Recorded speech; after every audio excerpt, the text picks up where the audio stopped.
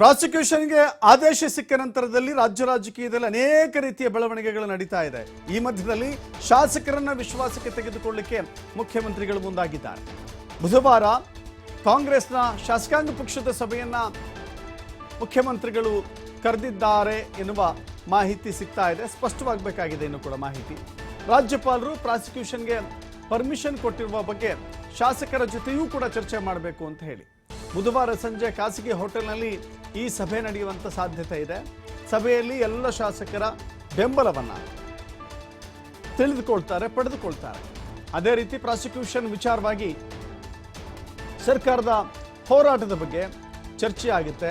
BJP JDS ನಾಯಕರ ಅಕ್ರಮಗಳ ವಿರುದ್ಧವೂ ಕೂಡ ತನಿಖೆ ಮಾಡುವ ನಿಟ್ಟಿನಲ್ಲಿಯೂ ಕೂಡ ಚರ್ಚೆ ಆಗುತ್ತೆ.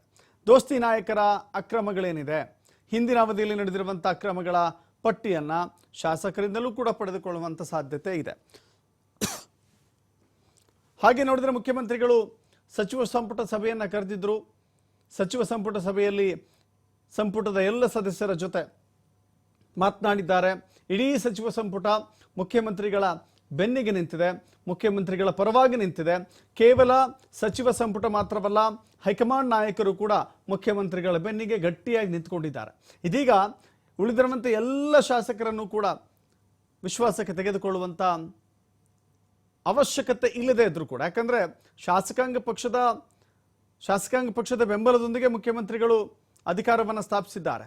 ಶಾಸಕಾಂಗ ಪಕ್ಷದಲ್ಲಿ ಮುಖ್ಯಮಂತ್ರಿಗಳ ಆಯ್ಕೆಯಾಗಿರುತ್ತೆ. ಆದರೂ ಕೂಡ ಇಂಥ ಕ್ಲಿಷ್ಟಕರ ಸನ್ನಿವೇಶದಲ್ಲಿಯೂ ಕೂಡ ಅವರನ್ನು ವಿಶ್ವಾಸಕ್ಕೆ ಪಡೆದುಕೊಳ್ಳಬೇಕಾಗತ್ತೆ. ಅವರ ಬೇಕು ಬೇಡಗಳನ್ನು ಕೇಳಿಕೊಳ್ಳಬೇಕಾಗತ್ತೆ. ಕಾನೂನು ಹೋರಾಟದಲ್ಲಿ ಶಾಸಕರು ನೀಡುವಂಥ ಕೆಲ ಅಭಿಪ್ರಾಯಗಳನ್ನು ಕೂಡ ಪರಿಗಣಿಸಬೇಕಾಗುತ್ತೆ. ಸಚಿವರ ಆದಿಯಾಗಿ ಸಚಿವರ ಜೊತೆಗೆ ಶಾಸಕರ ಅಭಿಪ್ರಾಯವನ್ನು ಕೂಡ ತೆಗೆದುಕೊಳ್ಳಿಕ್ಕೆ ಮುಖ್ಯಮಂತ್ರಿಗಳು ಮುಂದಾಗ್ತಾ ಇದ್ದಾರೆ ಎನ್ನುವ ಮಾಹಿತಿ ಸಿಗ್ತಾ ಇದೆ. ಇನ್ನಷ್ಟೇ ಅಧಿಕೃತವಾಗಿ ಈ ಬಗ್ಗೆ ಸ್ಪಷ್ಟತೆ ಸಿಗಬೇಕಾಗಿದೆ. ಹಾಗೇನಾದರೂ ಫಿಕ್ಸ್ ಆದರೆ ಬುಧವಾರ ಸಂಜೆ ಖಾಸಗಿ ಹೋಟೆಲ್ನಲ್ಲಿ ಶಾಸಕಾಂಗ ಪಕ್ಷದ ಸಭೆ ನಡೆಯುತ್ತೆ ಎನ್ನುವ ಮಾತನ್ನ ಕೆಲ ಮೂಲಗಳು ಹೇಳ್ತಾ ಇದ್ದಾರೆ.